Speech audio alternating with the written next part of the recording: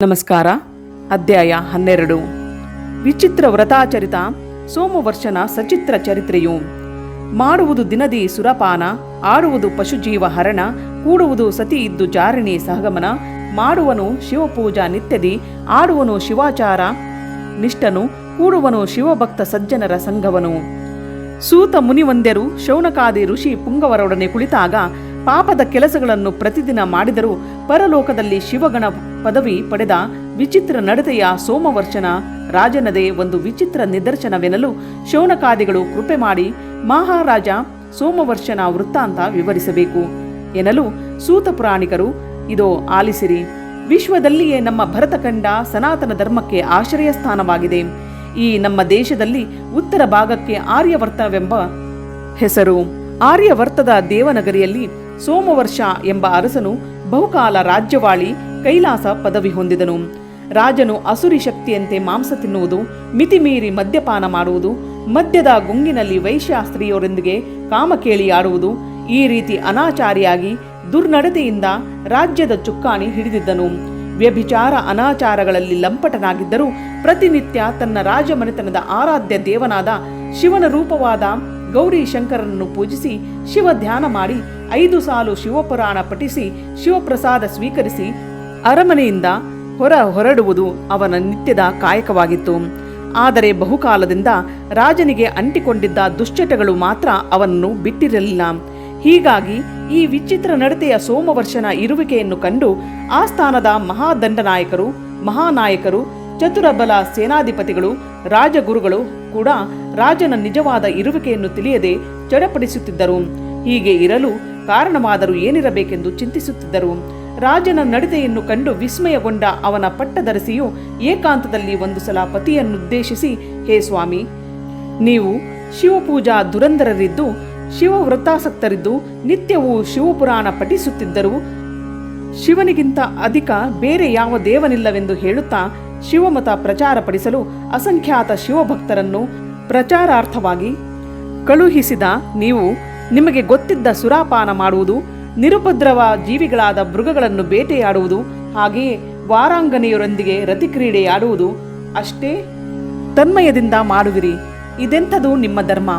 ದಿನದ 12 ತಾಸು ಪಾಪ ಕಾರ್ಯಗಳು, 3 ತಾಸು ಶಿವಪೂಜಾ ಶಿವಪಂಚಾಕ್ಷರ ಮಂತ್ರ ಜಪ, ಶಿವಪುರಾಣ ಪಾರಾಯಣ, 3 ತಾಸು ರಾಜ್ಯಾಡಳಿತದ ಬಗ್ಗೆ ಮಂತ್ರಿಗಳು ದಂಡನಾಯಕರೊಂದಿಗೆ ಸಮಾಲೋಚನೆ, ಉಳಿದ 6 ತಾಸು ಊಟ, ವಸ್ತ್ರಾಭರಣ, ನಿದ್ರೆಗಳಲ್ಲಿ ಕಾಲವ್ಯಯ ಮಾಡುವ ನಿಮ್ಮ ನಿತ್ಯದ ದಿನಚರಿ ನಮಗೆಲ್ಲ ವಿಸ್ಮಯವನ್ನುಂಟು ಮಾಡುತ್ತದೆ ಎನ್ನಲು ರಾಜ ಸೋಮವರ್ಷನು ಮುಗುಳ್ನಗುತ್ತಾ, ಹೇ ಪ್ರಿಯೆ, ಶಿವನ ಪೂಜೆ, ವ್ರತಾಚರಣೆ, ಶಿವನಾಮ ಸ್ಮರಣೆ ಹಾಗೂ ಶಿವಪುರಾಣ ಶ್ರವಣ ಪಠಣ ಮಾಡುವುದರಿಂದ ನಾನು ಮಾಡಿದ ಬೆಟ್ಟದಷ್ಟು ಪಾಪಗಳು ರವಿ ರಶ್ಮಿಯಿಂದ ತಮವು ನಿರ್ನಾಮವಾಗುವಂತೆ, ನಾನು ಮಾಡಿದ ಪಾಪಗಳು ಹೇಳ ಹೆಸರಿಲ್ಲದಂತೆ ನಾಶವಾಗಿ ಪುಣ್ಯದ ಫಲ ಪ್ರಾಪ್ತವಾಗುವುದು.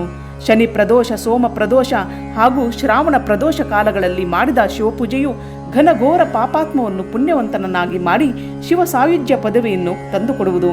ನಾನು ಇದುವರೆಗೆ ಮಾಡಿದ ಸದ್ಯ ಮಾಡುತ್ತಿರುವ ಎಲ್ಲ ಪಾಪ ಕಾರ್ಯಗಳಿಂದ ಒಂದು ಲಭಿಸಿದ ಪಾಪವು ನಾನು ಮಾಡುವ ನಿತ್ಯದ ಶಿವಪೂಜೆ, ಶಿವಧ್ಯಾನ, ಶಿವ ದರ್ಶನಗಳಿಂದ ಆ ಕರ್ಮ ಫಲಗಳೆಲ್ಲ ಭಸ್ಮವಾಗಿ ನನ್ನ ಭೂತ ಭವಿಷ್ಯತ್ ಕಾಲಗಳಲ್ಲಿ ನಾನು ಏನಾಗಿದ್ದೆ, ಏನಾಗುವೆ ಎಲ್ಲವೂ ನನಗೆ ತಿಳಿಯುವುದು. ಅಷ್ಟೇ ಏಕೆ, ನಿನ್ನ ಪೂರ್ವಕಾಲದ ಜೀವಿತವೂ ಕೂಡ ಗೊತ್ತಾಗುವುದು ಎಂದು ಹೇಳಲು ಕುತೂಹಲದಿಂದ ಕೂಡಿದ ಸೋಮವರ್ಷ ರಾಜನ ಪಟ್ಟದರಸಿಯು, ಹೇ ಪ್ರಭು, ಹಿಂದಿನ ನಿಮ್ಮ ಜೀವನದ 7 ಬೀಳುಗಳನ್ನು ತಿಳಿಸಿರಿ. ಅಲ್ಲದೆ ಈ ಜನ್ಮದಲ್ಲಿ ರಾಜರಾಗಿ ಹುಟ್ಟಲು ಕಾರಣವೇನು? ನನ್ನ ಹಿಂದಿನ ಜನ್ಮದಲ್ಲಿ ನಾನು ಏನಾಗಿದ್ದೆ? ಈ ಜನ್ಮದಲ್ಲಿ ಸತಿಯಾಗಲು ನನಗಾವ ಪುಣ್ಯದ ಫಲ ದೊರೆತಿತ್ತು? ವಿವರಿಸಬೇಕು ಎನ್ನಲು ರಾಜನು, ಆಲಿಸು ಹೇ ಪ್ರಾಣವಲ್ಲಭೆ ಎಂದು ಹೀಗೆ ಹೇಳಹತ್ತಿದನು. ಗತಿಸಿದ ಜನ್ಮದಲ್ಲಿ ನಾಯಿಯಾಗಿದ್ದೆ. ನಿಷ್ಠಾವಂತ ನಾಯಿಯಾಗಿ ಅನ್ನ ಹಾಕಿದ ಒಡೆಯನ ಆಸ್ತಿ ಕಾಯದೆ ಬೀದಿ ನಾಯಿ ಆಗಿ ತುತ್ತು ಅನ್ನಕ್ಕಾಗಿ ಕಂಡ ಗಲ್ಲಿಗಳಲ್ಲಿ ತಿರುಗುತ್ತಾ ಆಹಾರ ಸಿಕ್ಕರೆ ತಿನ್ನುವುದು, ಧೂರ್ತ ಜನರಿಂದ ಹೊಡೆಯಿಸಿಕೊಂಡು ಬೇರೆ ಕಡೆ ಓಡುವುದು ನನ್ನ ನಿತ್ಯದ ದಿನಚರಿಯಾಗಿತ್ತು. ಹೀಗೆ ಇರುತ್ತಿರಲು ಒಂದು ದಿವಸ ಕಾವಿದಾರಿಯಾದ ಹೆಗಲಿಗೊಂದು ಜೋಳಿಗೆ, ಬಲೆಗೆ ಎಲ್ಲೊಂದು ಬೆತ್ತ ಹಿಡಿದು ಬರುವವರನ್ನು ನೋಡಿ ಮೊದಲು ಅವನನ್ನು ಕಂಡು ಬೊಗಳಿದೆ. ನಾನು ಅದೆಷ್ಟು ಬೌ ಎಂದು ಬೊಗಳಿದರು ಹಾಗೆ ನನ್ನೆದುರಿಗೆ ಬರುವುದನ್ನು ಕಂಡು ನನಗೆ ಭಯ ಬಂದು ಅವನ ಮುಂದೆ ನಾನೇ ಓಡತೊಡಗಿದೆ. ಆಗ ಪುರುಷ ನನ್ನನ್ನು ಕರೆದು ಜೋಳಿಗೆಯಿಂದ ಒಂದು ತುಂಡು ರೊಟ್ಟಿ ಹಾಕಿದ. ಹಸಿದ ನಾನು ಗಬಗಬನೆ ತಿಂದೆ. ಮತ್ತೊಂದು ತುಂಡು ಹಾಕಿದ. ಅದನ್ನು ನಿಧಾನವಾಗಿ ತಿಂದು ಅವನನ್ನೇ ನೋಡುತ್ತಾ ನಿಂತೆ. ಕರುಣೆ ತೋರಿ ಕೈ ಎತ್ತಿ ನನ್ನ ತಲೆ ಬೆನ್ನು ಸವರಿದ. ಇಲ್ಲಿಯವರೆಗೂ ಯಾರಿಂದಲೂ ಈ ತರದ ಆದರ ಪ್ರೀತಿ ಕಾಣದ ನಾನು ಆ ಆಗಂತುಕನ ನೆಚ್ಚಿನ ಸೇವಕನಾದೆ. ಅವನು ಹೋದ ಕಡೆ ಅವನ ಹಿಂದೆ ನೆರಳಿನಂತೆ ಹೋದೆನು. ಆ ಯೋಗಿವರ್ಯನು ಊರು ಸಂಚರಿಸುತ್ತಾ ಪಂಪಾ ಕ್ಷೇತ್ರಕ್ಕೆ ಬಂದನು. ಅಲ್ಲಿ ಶ್ರೀ ವಿರೂಪಾಕ್ಷೇಶ್ವರ ದೇವಸ್ಥಾನದ ಜಗುಲಿಯ ಮೇಲೆ ಬೀಡು ಬಿಟ್ಟನು. ನಾನು ಅವನ ಪಾದಗಳ ಸಮೀಪವೇ ಮುದುರಿಕೊಂಡು ಮಲಗಿದನು. ಪುರದ ಜನರು ಪಂಪಾಪತಿ ಶ್ರೀ ವಿರೂಪಾಕ್ಷೇಶ್ವರನ ದರ್ಶನಕ್ಕೆ ಬಂದವರು ನನ್ನ ಒಡೆಯನಿಗೂ ಫಲಹಾರ ಕೊಟ್ಟು ನಮಸ್ಕರಿಸಿ ಹೋಗುತ್ತಿದ್ದರು. ನನ್ನ ಸ್ವಾಮಿಗಳು ತಾವು ಫಲಾಹಾರ ಸೇವಿಸುವಾಗ ನನಗೂ ಸ್ವಲ್ಪ ಸ್ವಲ್ಪ ಕೊಡುತ್ತಿದ್ದರು. ಇದರಿಂದ ತೃಪ್ತಿ ಹೊಂದಿ ಅನ್ನಕ್ಕಾಗಿ ಅಲಿಯುವುದು ತಪ್ಪಿತೆಂದು ಸಂತೋಷದಿಂದ ಇರುತ್ತಿದ್ದೆನು. ದಿನಗಳೆದಂತೆ ಮಹಾಶಿವರಾತ್ರಿ ಬಂದೇ ಬಿಟ್ಟಿತು. ಅಂದು ಶ್ರೀ ವಿರೂಪಾಕ್ಷೇಶ್ವರ ದೇವಸ್ಥಾನದಲ್ಲಿ ಮಹಾಶಿವರಾತ್ರಿಯ ನಿಮಿತ್ತ ಜಾಗರಣೆ ಇದ್ದು ಎಲ್ಲರೂ ನಿರಾಹಾರಿಗಳಾಗಿದ್ದರಿಂದ ನನ್ನ ಸ್ವಾಮಿಗೆ ಯಾರು ಪ್ರಸಾದ ಕೊಡಲಿಲ್ಲ. ನಾನು ನಿರಾಹಾರಿಯಾಗಿ ಜನರು ಮಾಡುವ ಶಿವಭಜನೆ ಕೇಳುತ್ತಾ ಸ್ವಾಮಿಯ ಪೂಜೆ ನೋಡುತ್ತಾ ಜಗುಲಿಯ ಒಂದು ಮೂಲೆಯಲ್ಲಿ ಕುಳಿತು ನೋಡುತ್ತಿದ್ದೆ. ಜನರು ಹೆಚ್ಚು ಹೆಚ್ಚು ಸೇರಿದ್ದರಿಂದ ಜಗದ ಅಭಾವವಾಗಿ ಒಬ್ಬ ದಾಂಡಿಗನ ಕಣ್ಣು ನನ್ನ ಮೇಲೆ ಬಿತ್ತು. ನನ್ನನ್ನು ಹೊಡೆಯಲು ಬಂದಾಗ ಸ್ವಾಮಿಗಳ ಬಳಿ ಜನಸಂದಣಿಯಲ್ಲಿ ನುಸುಳಿದೆ. ಕೂಡಿದ ಜನರು ನಾಯಿ ನಾಯಿ ಎಂದು ಕೂಗಿದ್ದರಿಂದ ಮತ್ತೊಬ್ಬ ಯುವಕ ಸ್ವಾಮಿಗಳ ಬೆತ್ತವನ್ನೇ ಹಿಡಿದು ಬಡಿಯಲು ಬಂದನು. ಜೀವದಾಸೆಗಾಗಿ ಅವನಿಂದ ತಪ್ಪಿಸಿಕೊಳ್ಳಲು ಶ್ರೀ ವಿರೂಪಾಕ್ಷೇಶ್ವರ ದೇವಸ್ಥಾನದ ಸುತ್ತು 3 ಸುತ್ತು ಸುತ್ತಿದರೂ ಬೆನ್ನ ಬಿಡದ ತರುಣನು ಆವೇಶದಿಂದ ಬಲವಾಗಿ ಬೆತ್ತದಿಂದ ನೆತ್ತಿ ಬೆನ್ನಿಗೆ ಅಪ್ಪಳಿಸಿದನು.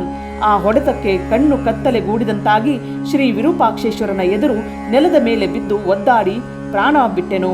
ಅದೇ ನನಗೆ ಈ ರಾಜ್ಯದ ರಾಜಕುಮಾರನಾಗಿ ಜನಿಸಿ ಈ ರಾಜನಾಗಿ ನಿನ್ನ ಕೈ ಹಿಡಿದ ಪತಿಯಾಗಿರುವೆನು. ನಾನು ನಾಯಿಯಾಗಿದ್ದಾಗ ಅದರ ಹಿಂದಿನ ಜನ್ಮದ ಪಾಪಗಳು ನಶಿಸಿದವು. ದಿನನಿತ್ಯ ಶಿವದರ್ಶನ, ಶಿವಭಜನ, ಶ್ರವಣ, ಮಹಾಶಿವರಾತ್ರಿ ಎಂದು ಆಹಾರ ಇಲ್ಲದೆ ಮಾನವರಂತೆ ಉಪವಾಸ ವ್ರತಾಚರಣೆ ಮತ್ತು ತರುಣನು ಬಡಿಯಲು ಬಂದಾಗ ವಿರೂಪಾಕ್ಷೇಶ್ವರ ದೇವಾಲಯದ 3 ಸುತ್ತು ಹಾಕಿದ್ದು ಕೊನೆಗೆ ಶಿವರಾತ್ರಿಯ ಶಿವನ ಎದುರಿಗೆ ಪ್ರಾಣ ಬಿಟ್ಟಿದ್ದು ಎಲ್ಲವೂ ನನ್ನ ಪುಣ್ಯದ ಫಲವಲ್ಲವೇ ಎಂದನು.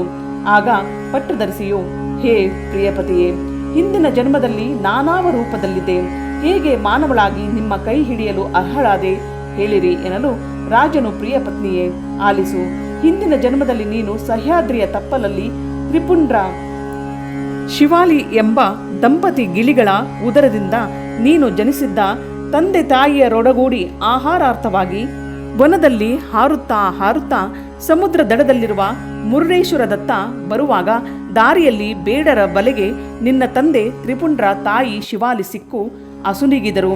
ನಿನಗೆ ತಂದೆ ತಾಯಿಯರ ವಿರಹ ಒಂದು ಕಡೆಯಾದರೆ ಆಹಾರವಿಲ್ಲದೆ ಹಾರಿ ರೆಕ್ಕೆ ಸೋತು ದಣಿವು ದಾಹ ಆಗಿತ್ತು.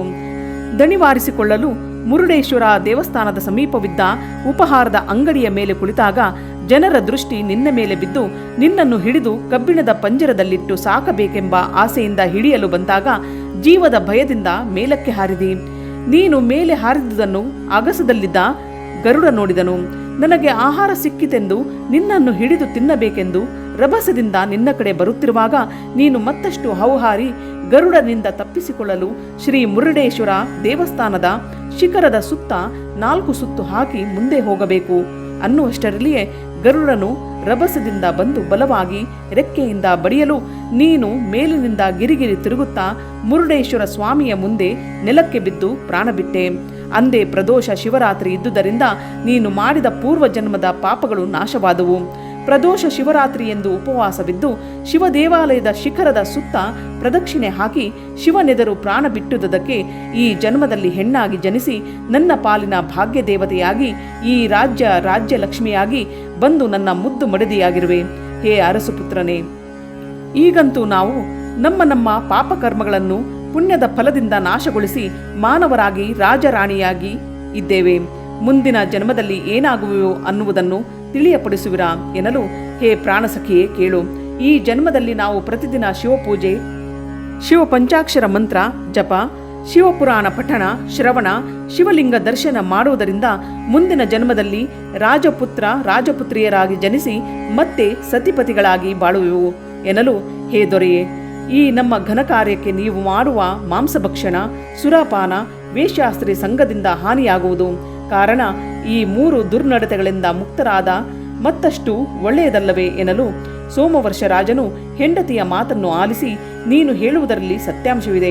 ಕಾರ್ಯದಲ್ಲಿ ಮಂತ್ರಿಯಂತೆ ಸಲಹೆ ಕೊಟ್ಟ ಪ್ರಕಾರ ಹಿಂದೆ ಈ ದುರ್ಗುಣಗಳನ್ನು ಬಿಟ್ಟೆ ಎಂದು ಹೆಂಡತಿಗೆ ಭಾಷೆ ಕೊಟ್ಟನು. ಅಂದಿನಿಂದ ಶಿವದರ್ಶನ, ಶಿವಪೂಜಾ, ಶಿವಪುರಾಣ ಪ್ರವಚನ, ಪಠಣ, ಶ್ರವಣಗಳಿಂದ ಬಹು ದಿವಸಗಳವರೆಗೆ ರಾಜ್ಯವಾಳಿ ಮುಂದಿನ ಜನ್ಮಗಳಲ್ಲಿಯೂ ಪತಿ ಪತ್ನಿಯರಾಗಿ ಬಾಳಿದರು. 12ನೆಯ ಅಧ್ಯಾಯ ಮುಗಿದುದು.